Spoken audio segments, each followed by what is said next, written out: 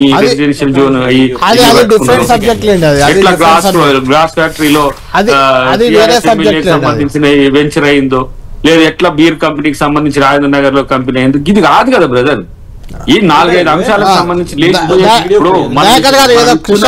Video చూపిస్తారట మీకు, ఒక్క నిమిషం కాదు. ఏ వీడియో పక్కన పెట్టండి బ్రదర్, అంతా నేను చెప్పేది. ఇప్పుడు 9,000 ఎకరాలకు సంబంధించి 5 లక్షల కోట్ల అప్పని అంటున్నారు వాళ్ళు. తారీఖా ఉందా? ఎవరు తీసుకుంటాడు ఏంటంటే కూడా వాళ్ళకి లెక్క లేకుండా ఊరికనే వాళ్ళు తయారు చేసుకున్నట్టు చెప్పి వినిపిస్తా అంటే మేమెందుకు వినాలి? వాటితో వచ్చే లాభాలు ఏంటి? వాళ్ళకు అర్థం లేని ఆలోచన. ప్రపంచ స్థాయి నాయకులు మీరు ఇప్పుడు డొనాల్డ్ ట్రంప్ రోడ్ అని కూడా పెడుతున్నారు, కానీ ఒక్క నిమిషం వినండి. మీరు ఎక్కడి నుంచో వీడియోలు చేసుకొని వస్తాడు.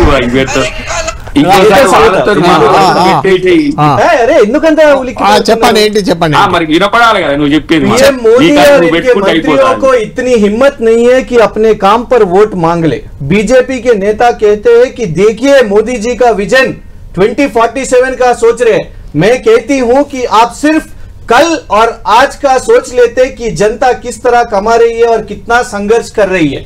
2047 కలలెందుకు చూపెడుతున్నారు మాట్లాడండి అని అమ్మ ప్రియాంక గాంధీ గారు మాట్లాడారు. ఇదే మరి రేవంత్ రెడ్డి గారు కూడా 2047 అంటున్నారు కదా. 2047 వరకు మాట్లాడొద్దా, ఇవాళ రేపు మాట్లాడదామా అని ఇవ్వండి లైవ్ వీడియో మీ ప్రియాంక గాంధీ గారు తెలంగాణలోనే. దీనికి ఏంది లింక్ అంటే ఏంటి? 2047 గురించి ప్రభుత్వం ఆలోచన చేయొద్దా? మీరు ఏమంటారు?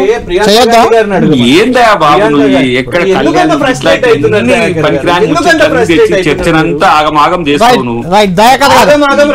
కనీసం దాన్ని డీల్ చేయాలని కూడా ఆయన ఒక వీడియో తీసుకొచ్చి పెట్టి ఎక్కడితో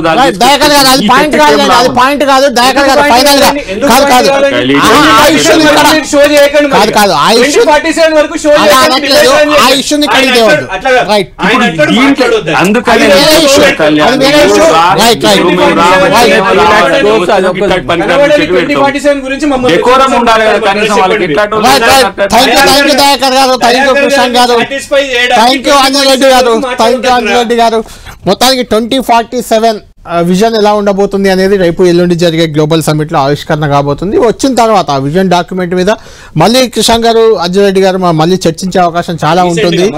విజన్ వచ్చిన తర్వాత వెంటనే మనం చర్చించే అవకాశం ఉంటుంది. అందులో మీకు ఏమైనా అనుమానాలు, అపోహలు ఏమున్నా మనం చర్చించవచ్చు. అసెంబ్లీలో పెడతామని కూడా చెప్తున్నారు కాబట్టి అక్కడ ఎమ్మెల్యేలు, ఎమ్మెల్సీలు అంతా కూడా చర్చించే అవకాశం ఉంటుంది. చూద్దాం.